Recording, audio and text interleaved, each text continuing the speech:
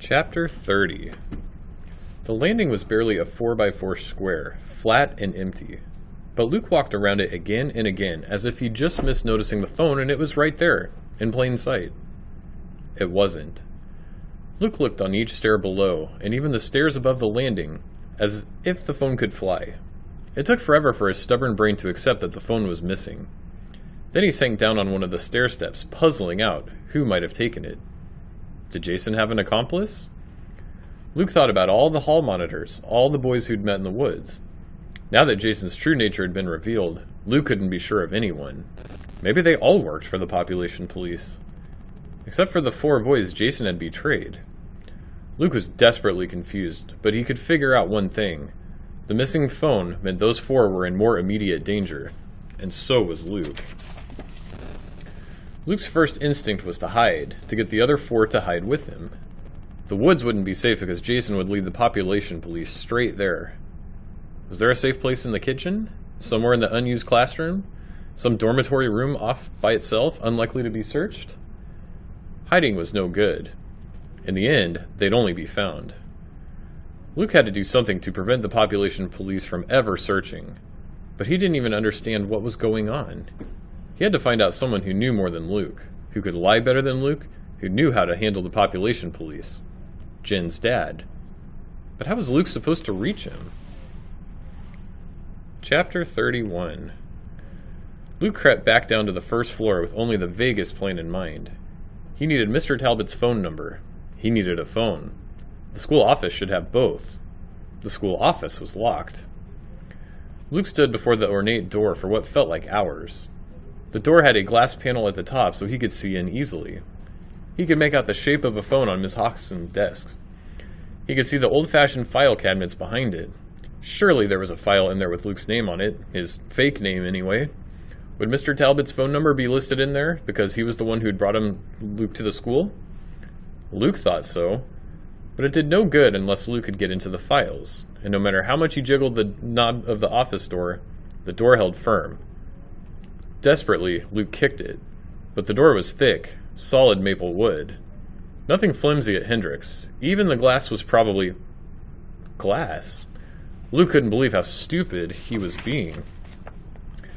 He slammed the glass panel with his textbook, and a satisfying spiderweb of cracks crept across it. He hit it again, a little lower, smashing that portion of the panel. And Jason thinks books are useless, Luke muttered to himself. Take that. Luke covered his hand with part of his pajama sleeve and pushed through the bottom of the glass. Only a few shards fell to the ground. The rest of the panel stayed in place. It was high-quality glass. Anything cheap would have shattered completely and fallen to the ground with an enormous clatter. Luke reached on through until he could touch the knob from inside. He turned it slowly, until he heard the click he'd been waiting for. He eased the door open and raced to the filing cabinet. With only the dim light from the hall, Luke couldn't read any of the tablets on any of the files. He had to carry them out the door to see whose they were. The first batch he pulled had Jeremy Andrews through Luther Benton. He replaced them and moved further back in the file. Tanner Fitzgerald through, yes, there it was, Lee Grant. Luke was surprised by the thickness of his file, considering how short a time he'd been at Hendrix. The first set of papers were school transcripts from other schools, evidently the ones the real Lee Grant had attended, before he died and left his identity to Luke. There were pictures too, 7 of them, labeled kindergarten, grade 1, grade 2, all the way up to grade 6. Strangely, the photos really did look like Luke. Same sandy hair, pale eyes, worried look. Luke blinked, thinking he'd been fooled. But when he opened his eyes, the resemblance was still there. Had the real Lee Grant looked that much like Luke? Then Luke remembered something Jen had told him once about changing photos on the computer. You can make people look older, younger, prettier, uglier, whatever you want. If I wanted to make my own fake ID, I probably could, she'd bragged. But Jen had wanted to come out of hiding with her identity intact. She hated the thought of fake IDs. Staring at the faked pictures, Luke could understand. It was all too strange. He knew he should be reassured by how thoroughly his records had been doctored. But it frightened him instead. There was no sign of the real Luke Garner. Probably even his family would forget him eventually. Luke didn't have time for self-pity. He turned the page, hoping his admission papers would be next. They weren't. Instead, there was some sort of a daily log. Luke read in horrified fascination. April 28th. Student withdrawn, surly during entrance interview. Refuses to look interviewer directly in eye. Refuses to answer questions. Sullen behavior. Hostility belief connected to disassociation with parents. Can assume high risk of repeated attempts at running away. Treatment to commence immediately. April 29th. Sullenness continues. Attempts at interaction rebuffed. Teachers report disinterest, hostility. The log continued in that vein, with an entry for every day Luke had been at Hendrix. There's repeated mention of therapy and treatment and its success or failure. But Luke had had no entrance interview. He'd had no therapy, no treatment, no attention from the school officials at all. Obviously, this was another fake record. But who had faked it? And why? Thoroughly baffled, Luke turned the page, and there was the thick sheaf of his entrance papers. Mr. Talbot was listed in the second column of the 16th page as an emergency contact. Luke picked the phone and started dialing.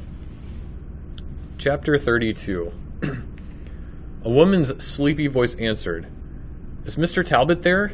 Luke asked. "I need Mr. Talbot." "It's 3 in the morning, the woman hissed. "Please," Luke begged. "It's an emergency. I'm a friend of..." He barely managed to stop himself from saying Jen's. Mr. Talbot's phone was probably bugged by the population police. Maybe the school's phone was now too. Luke didn't know, but he tried again. "Mr. Talbot is a friend of my parents." There was only dead air in response. Then a man's voice, just as sleepy as the woman's. "Hello?" It was Mr. Talbot. Luke wanted to spill out everything, from his first confusing day at Hendrix to Jason's treachery to the oddness of the file Luke still held on his lap. If only he could explain all his problems, surely Mr. Talbot could solve them all. But Luke had to choose his words carefully. "You told me to blend in," he accused, hoping Mr. Talbot would remember. "I can't. You have to come get me." "And 4 other boys," he added silently, as if Mr. Talbot were actually capable of telepathy. If only Luke could just say flat out, "You need to get 4 more fake IDs for these friends of mine, and you'll need to protect their families too." But Luke couldn't think of any code that would clue in Mr. Talbot without cluing in the population police as well. Now, Mr. Talbot said calmly, sounding like an elderly uncle dispensing wisdom. "Surely school isn't that bad. You need to give it more of a chance. Is this finals week or something?" Luke couldn't tell whether Mr. Talbot really didn't understand or whether he was acting for the sake of the bug. "That's not the problem," Luke almost screamed. It's like a problem I had before." "Yes, problems do seem to repeat themselves," Mr. Talbot said, still sounding untroubled. "Usually there's some root cause. You need to attack that first." Was Mr. Talbot speaking in code? Luke hoped so. "It's all very well to say that," he protested, "but the problems are multiplying. There are 4 others now. I have to think about that. And they can't wait until the root cause is fixed. This is an emergency. You have to help." Luke was proud of himself. He couldn't be any clearer than that, not using a potentially bugged phone. Surely Mr. Talbot would understand. "You children can be so melodramatic," Mr. Talbot said irritably. Now he sounded like a man ripped from sleep at 3 in the morning for no good reason. "I have every confidence that you can deal with your problems by yourself. Now, good night." "Please," Luke pleaded. But Mr. Talbot hung up.